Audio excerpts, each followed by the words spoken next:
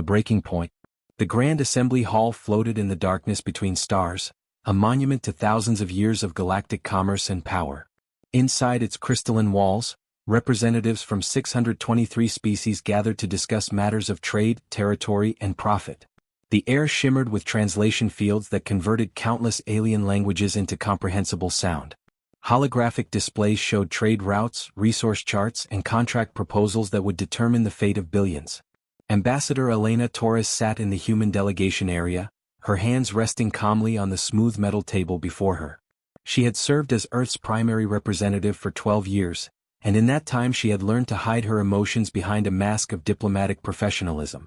Today, however, that mask was beginning to crack. Her dark eyes watched the proceedings with barely contained frustration as yet another human petition was dismissed without serious consideration. The Galactic Trade Assembly operated on a simple principle. Those with the most resources held the most power. Species were ranked not by their achievements or their values, but by their economic output and military strength. Humanity, despite having joined the assembly 30 years ago, remained in the lower tiers. The humans were seen as useful laborers and consumers, but never as equals. Their concerns were treated as minor inconveniences, their protests as the complaints of children who did not understand how the galaxy truly worked. Across the chamber, Merchant Lord Vexlan reclined in his elevated seat. His species, the Thalkar, had controlled major trade routes for millennia. His body was massive and slug-like, covered in thick gray skin that glistened under the chamber lights. Multiple eyes on stalks swiveled independently, allowing him to observe the entire hall at once.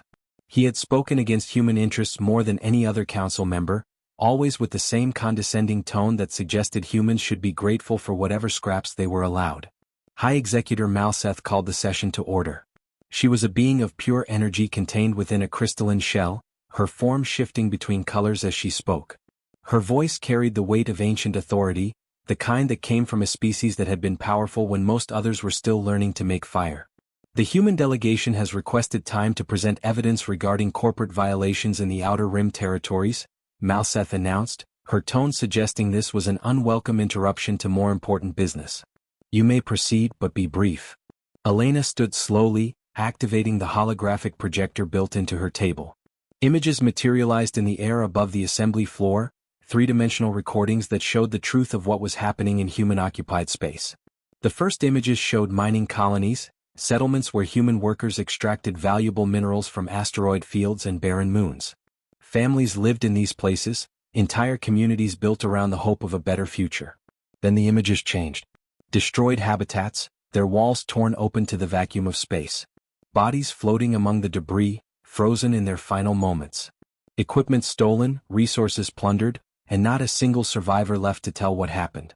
The recordings showed corporate security forces, mercenaries hired by assembly-chartered companies, attacking defenseless civilians with military-grade weapons. For 8 years we have brought evidence to this assembly, Elena said, her voice steady despite the anger burning in her chest. For 8 years you have ignored us. The corporations you authorize have attacked our settlements, stolen our resources, and murdered our people. We have transaction records, communication logs, and command authorizations that trace directly back to companies operating under your protection. Murmurs spread through the chamber. Some species looked uncomfortable, their alien features showing expressions that suggested unease. Others looked bored, as if they had heard such complaints 1,000 times before. Merchant Lord Vexlan made a gurgling sound that the translators rendered as laughter. The humans speak of violations but show us only business disputes, Vexlan said, his multiple eyes focusing on Elena with obvious disdain. These are the risks of operating in competitive markets. Perhaps if your species developed better security instead of constant complaining, such unfortunate incidents would not occur. The galaxy is not obligated to protect those too weak to protect themselves. Several other council members made sounds of agreement. An insectoid representative clicked its mandibles in what might have been approval. The avian delegate from the Skyborn Collective ruffled its feathers in a gesture that suggested annoyance at having its time wasted. Elena's jaw tightened, but she continued. We have documented proof. Financial records showing payments authorized by your enforcement bureaus. Strategic plans that specifically target human settlements for resource extraction. Communications between corporate executives and assembly officials discussing the profitability of eliminating human competition in certain sectors. Proof can be manufactured, another council member called out, a reptilian being whose name Elena had never bothered to learn. Your species is young and desperate for relevance. Perhaps you create these accusations to gain sympathy and preferential treatment you have not earned. The holographic display changed again, showing more recent footage. This was from a colony called Titan's Edge, a mining settlement built into a large asteroid in the Kepler belt. The images were from 5 days ago. Elena had reviewed them so many times she could see them when she closed her eyes. Families gathering for a community meal. Children playing in the pressurized recreation domes. Workers returning from their shifts, tired but satisfied with honest labor. Then the images showed what happened next. Corporate warships dropping out of faster-than-light travel, their weapons already charging. No warning. No negotiation. No mercy. The assault lasted 17 minutes. When it ended, every habitat was breached, every ship destroyed, every life extinguished. 8,000 people died while the Assembly's enforcement fleet, which patrolled that very sector, somehow failed to detect any disturbance. "This is Titan's Edge," Elena said quietly, and for the first time emotion crept into her voice. Population 8,000. Destroyed 5 days ago by forces operating under contracts issued by this very assembly. We submitted an emergency petition 4 days ago. You scheduled it for review in 6 months. Merchant Lord Vexlan waved a thick appendage dismissively. Space is vast and dangerous. Unfortunate incidents occur. The proper insurance claims will be processed according to standard procedures. The Assembly has more pressing matters than every small tragedy involving every minor species. If humans insist on settling in contested territories, they must accept the associated risks. Contested territories? Elena's voice rose slightly. These were registered claims, properly filed and approved by your own bureaucracy. The corporations that attacked paid you for the privilege of ignoring those claims. Business is complex, Vexlan replied with infuriating calm. I would not expect a representative of such a young species to understand the intricacies of galactic commerce. Perhaps with a few more centuries of experience, humans will learn how things actually work. The condescension in his tone was absolute. He did not see her as a diplomat representing a sovereign species. He saw her as a child pretending to understand adult conversations, an annoyance to be tolerated until she learned her place. Elena felt the communication device in her pocket vibrate. She pulled it out and glanced at the message displayed on its screen. Her face went pale, then hardened into something that looked like stone carved from ice. The message was from Earth's Defense Coordination Center. Another attack. Another human settlement destroyed. This time it was the research station Prometheus, home to 3,000 scientists and their families. The station had been studying exotic matter in deep space, work that could have revolutionized human technology. Now it was debris and corpses floating in the dark. That made 11,000 humans dead in less than a week. 11,000 lives extinguished while the Assembly debated profit margins and procedural timelines. 11,000 people who would never see their homes again, whose families would grieve without even having bodies to bury. Elena looked up at the assembled council. She saw Merchant Lord Vexlan's smug expression. She saw High Executor Malsetha's crystalline form pulsing with impatient colors. She saw hundreds of species, thousands of years of civilization, and not one of them seemed to care that an entire settlement of living, breathing, feeling beings had been murdered for the crime of existing in the wrong place at the wrong time. The Assembly had made its position clear. Humanity did not matter. Human lives had no value. Humans were resources to be exploited or obstacles to be removed, nothing more. Elena took a slow, deep breath. She thought about her son, Marcus, studying engineering at the Academy on Mars. She thought about Captain Michael Chen and the fleet that waited in the shadows, the preparations humanity had made in secret for the past 10 years. She thought about all the species throughout history who had been dismissed, exploited, and destroyed by those who held power. Then we are done here, Elena said, her voice cutting through the murmurs of the assembly like a blade. High Executor Malsetha's crystalline form shifted to a questioning purple. Excuse me? Elena's voice grew stronger, filling the chamber with words that would echo through galactic history. Humanity formally withdraws from the Galactic Trade Assembly. We terminate all diplomatic relations. We will no longer participate in your councils. We will no longer recognize your laws, your contracts, or your authority. As of this moment, you have no jurisdiction over human space, human affairs, or human lives. The chamber erupted. 623 species began speaking at once, their various languages creating a storm of sound that overwhelmed the translation systems. Delegates rose from their seats, gesturing wildly. Some seemed angry, others confused, and a few looked almost frightened by the unprecedented action. Merchant Lord Vexlen's eyes all focused on Elena with sudden intensity. You cannot simply leave. No species has ever withdrawn from the assembly. This is madness. Then we are the first, Elena replied calmly.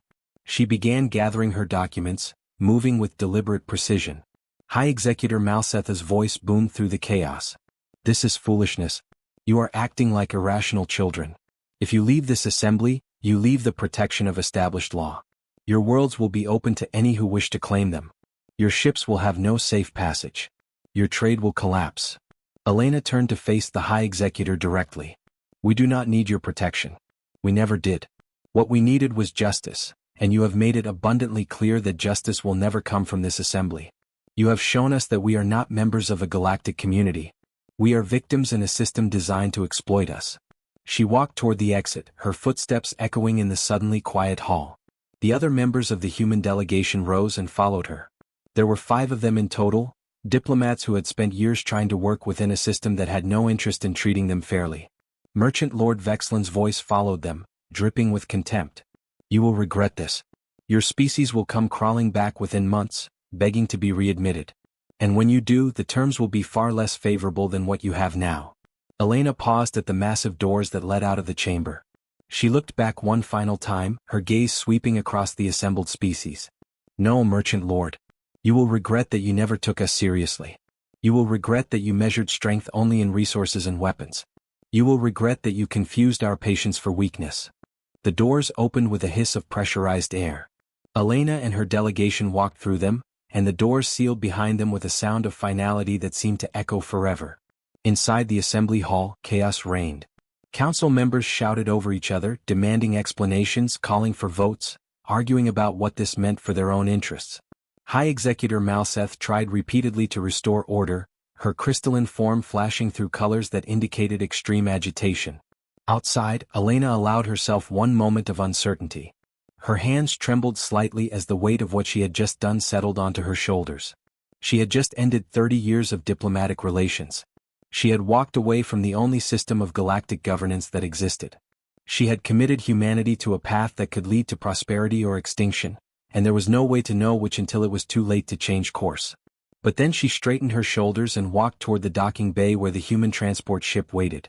She had made her decision, and she would see it through to whatever end awaited them. In a hidden facility deep in the Oort cloud, far beyond the edge of the solar system, Captain Michael Chin received the signal. The diplomatic phase was over. He looked at the faces of his command crew, men and women who had trained in absolute secrecy for a decade, preparing for a day they had hoped would never come. Send the message to all fleet commanders, Chin said quietly. Protocol severance is active. Humanity stands alone now. It's time to show the galaxy what that really means. Around him, hidden in the darkness of deep space, 300 ships began powering up their systems. They were vessels that no assembly survey had ever detected, built with technology that no galactic corporation had ever sold. Humanity had not been idle during their 30 years in the assembly. They had been watching, learning, and preparing. The galaxy was about to discover that sometimes the species you dismiss, the ones you exploit and ignore, are the most dangerous of all. The response. The emergency session convened 6 hours after the human delegation walked out. The Grand Assembly Hall, which had stood as a symbol of galactic unity for millennia, now felt like a pressure cooker ready to explode. Every seat was filled, and additional delegates crowded the observation galleries. The news of humanity's withdrawal had spread across the civilized galaxy faster than light itself, carried by quantum communication networks that connected every major world. High Executor Malseth stood at the center of the chamber, her crystalline form pulsing with colors that indicated severe stress. She had governed the assembly for 2 centuries, and in all that time she had never faced a crisis like this. Species had been conquered, absorbed, or peacefully integrated, but none had ever simply chosen to leave. Order, she called out, her voice amplified to override the cacophony of arguing delegates. We must address this situation with rationality and measured response. But rationality was in short supply. The chamber echoed with dozens of simultaneous conversations as species debated what humanity's departure meant for their own interests. Trade concerns, territorial disputes, and political calculations all collided in a chaotic mess of self-interest. Merchant Lord Vexlen rose from his seat, his massive body undulating as he moved. Despite the chaos around him, he seemed almost pleased, as if events were unfolding exactly as he had predicted. The humans have made their choice. Now we must make ours. I propose we send a commercial enforcement fleet to human territories. Not to wage war but to remind them of economic realities. A demonstration of power will bring them back to negotiations within weeks. How large a fleet? Asked Commodore Thren, a military advisor whose species had served as the Assembly's primary enforcers for 3 generations. His armored exoskeleton gleamed under the chamber lights, and his multiple limbs moved with precise military efficiency. 600 ships should be more than adequate, Vexlan replied. Our intelligence indicates humanity possesses approximately 250 military vessels, most of them outdated designs purchased from our own manufacturers decades ago. They have no significant weapons development capabilities of their own. This will not be a battle. It will be a lesson. Commodore Thren activated a holographic display that showed the known composition of Earth's defense forces. The data looked impressive to civilian eyes, but military analysts saw something different. They saw ships that were based on 30-year-old technology, weapon systems that were already obsolete when humanity bought them, and defensive capabilities that would not stand against modern assembly firepower. Human vessels are primarily kinetic-based, Thren explained, pointing to various ships in the display. They have basic plasma weapons acquired through licensed contracts, but nothing approaching antimatter or quantum disruption technology. Their shields are adequate for asteroid impacts and minor space debris, but would fail quickly under concentrated military fire. Their largest vessels mass approximately 400,000 tons, respectable by older standards but dwarfed by modern dreadnoughts. He continued his analysis with professional detachment. Human tactical doctrine emphasizes defensive formations and coordinated point defense. They have never engaged in large-scale fleet combat. Their officers have no real battle experience beyond training simulations.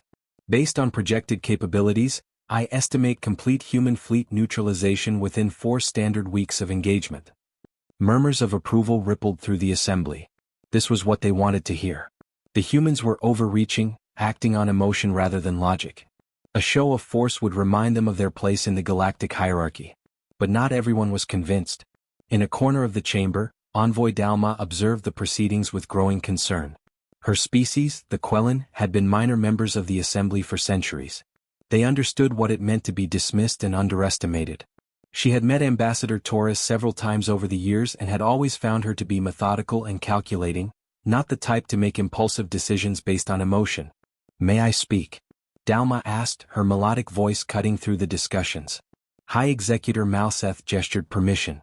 I question the wisdom of this approach, Dalma said carefully. Ambassador Torres is not known for reckless behavior. If she withdrew humanity from the Assembly, she did so with full knowledge of the consequences. Perhaps we should consider why she felt confident enough to take such an unprecedented action. Merchant Lord Vexlan made his gurgling laugh sound again. The Quellan delegate worries too much. Humans are emotional creatures. They act on impulse and passion rather than logic. Ambassador Torres was upset about the mining colony incident and made a dramatic gesture. Now she will realize her mistake and seek a face-saving way to return. But what if she does not? Dalma pressed. What if humanity has been preparing for this moment? Preparing what? Another delegate scoffed. They have no advanced technology, no hidden fleets, no secret weapons. We have monitored their industrial output, their resource consumption, their manufacturing capabilities.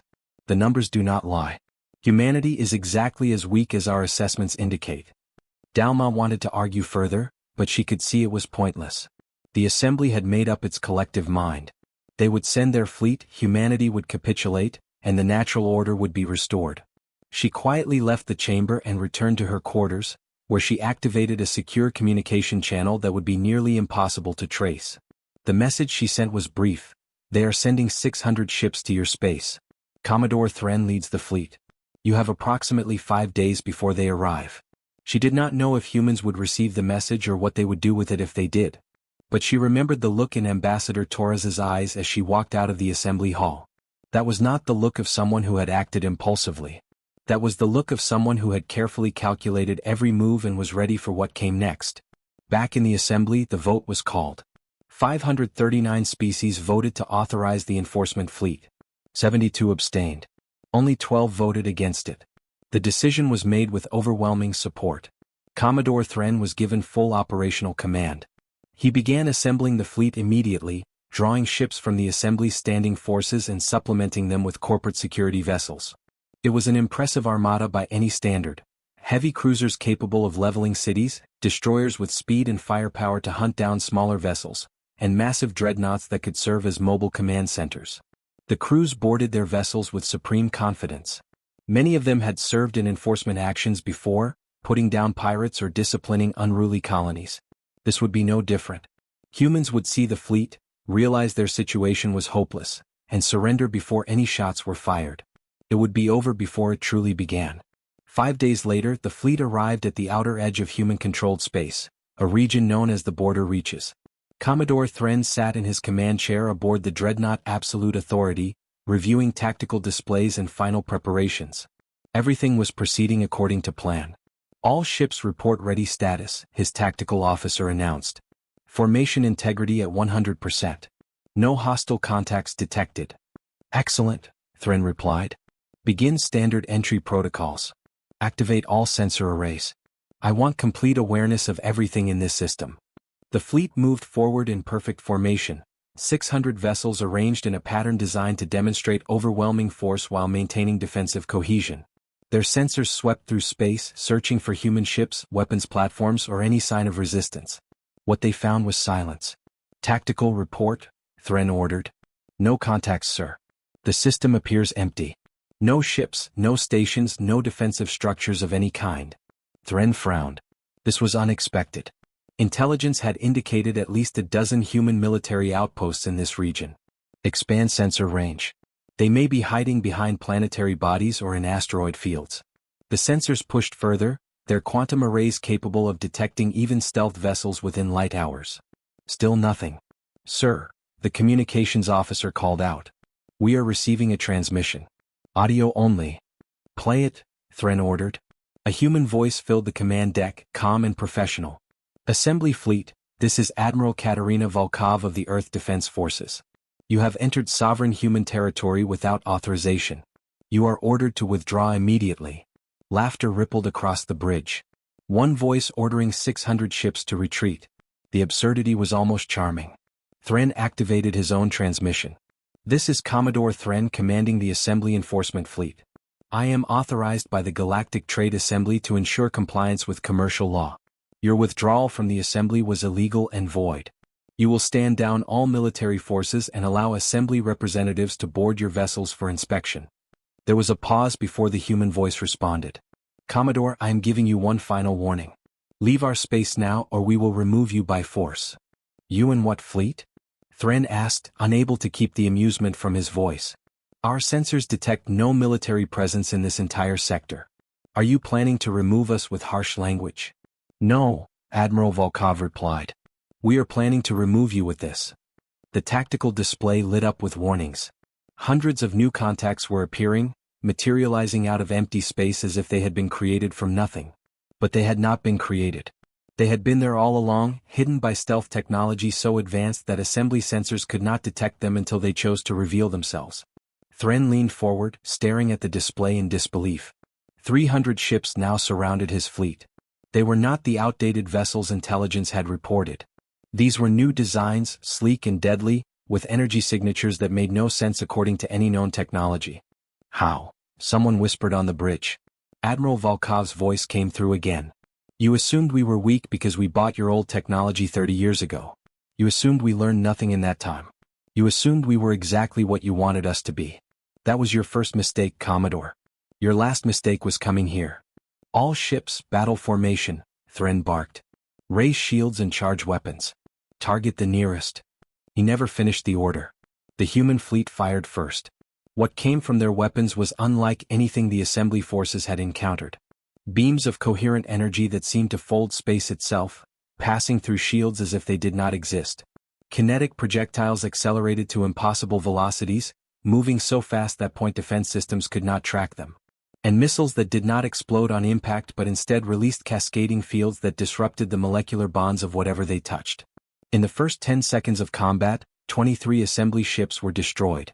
Simply erased from existence as human weapons tore through them without resistance.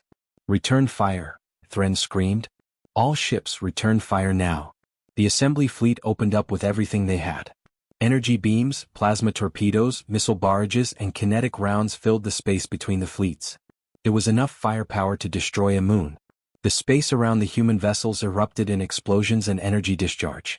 When the sensors cleared, the human fleet was undamaged.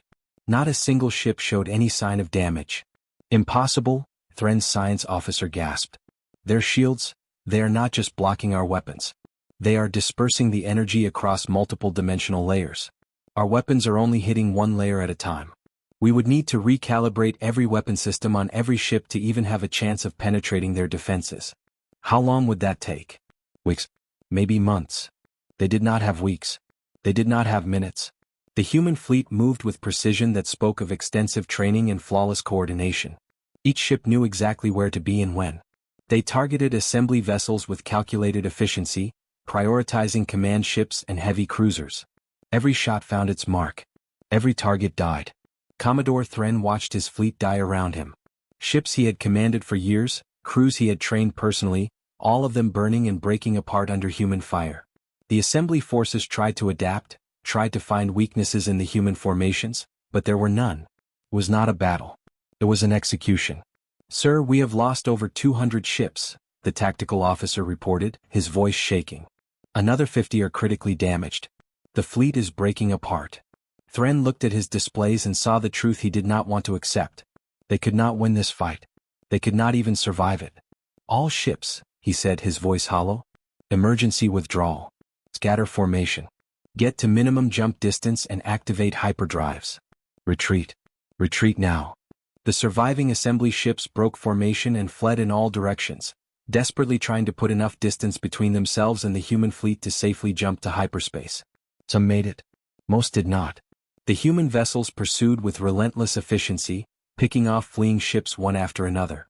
They showed no mercy, offered no quarter. Every assembly ship that remained in the system was hunted down and destroyed. The Absolute Authority, being one of the largest and fastest ships, managed to reach jump distance. As Thren gave the order to engage hyperdrives, he took one last look at the tactical display. Of the 600 ships he had led into human space, fewer than 80 had survived to escape. The dreadnought jumped to hyperspace, leaving behind a debris field that stretched across millions of kilometers. Thousands of crew members floated frozen in the void, their ships shattered around them. Admiral Katerina Volkov stood on the bridge of her flagship, the Indomitable Will, watching the last assembly vessels flee. She was a compact woman in her 50s with steel-gray hair pulled back in a severe bun. Her uniform was simple and functional, without any of the decorative elements that assembly officers seemed to favor. She had spent 40 years in Earth's military, rising through the ranks during the difficult early years when humanity first ventured into space. "Damage report," she ordered. "All ships reporting green status," her tactical officer replied. "No casualties. Minimal shield stress. Ammunition reserves at 92%. Volkov nodded slowly. "Broadcast the battle data on all channels. Make sure every species in the galaxy sees what happened here. And send a message to Earth. Tell them the assembly has been educated." The footage reached the Grand Assembly Hall within hours. Every delegate watched in stunned horror as their supposedly invincible fleet was systematically destroyed by forces they had dismissed as primitive. The images showed assembly dreadnoughts breaking apart under human fire, showed their weapons failing to penetrate human shields, showed their crews dying by the thousands. High Executor Malseth watched the footage 3 times, hoping she would see something different each time. She did not. The conclusion was unavoidable and terrifying. Humanity had been hiding its true capabilities. They had allowed the assembly to believe they were weak while secretly developing technology that surpassed anything the galaxy had seen in centuries. Merchant Lord Vexlan sat in his chamber, alone for the first time in days. He replayed his own words in his mind. Minor species. Business disputes. Perhaps they failed to pay proper docking fees. He had been so certain, so confident in his superiority. Now he understood what Elena Torres had meant when she said they would regret not taking humanity seriously. Across the galaxy, other species watched the footage and came to their own conclusions. Some saw opportunity. Some saw threat. But all of them saw that the balance of power had shifted in a single afternoon. Within the assembly itself, cracks began to appear. Smaller species who had suffered under the same exploitation as humanity started asking questions. If humans could stand up to the assembly and win, why could they not do the same? If the system was this unjust, this corrupt, why should they continue to participate in it? 63 species sent secret communications to Earth within the first day after the battle. They wanted to know if humanity would accept allies. They wanted to know if there was an alternative to assembly rule. Admiral Volkov received those messages and smiled for the first time since the battle. Humanity had proven they could not be intimidated by force. Now came the more difficult part, building something better to replace what they had torn down. She drafted a response that would be sent to every species that had reached out. Humanity seeks partners, not subjects. We offer alliance based on mutual respect and equal rights. We will defend any species that commits to these principles. The old order is finished. Let us build something worthy of replacing it. And in the Grand Assembly Hall, as chaos and recrimination filled the chamber, High Executor Malseth understood that her galaxy had changed forever. The age of assembly dominance was ending. What would rise to replace it remained to be seen, but one thing was certain. Humanity would have a voice in shaping that future, and this time the galaxy would listen.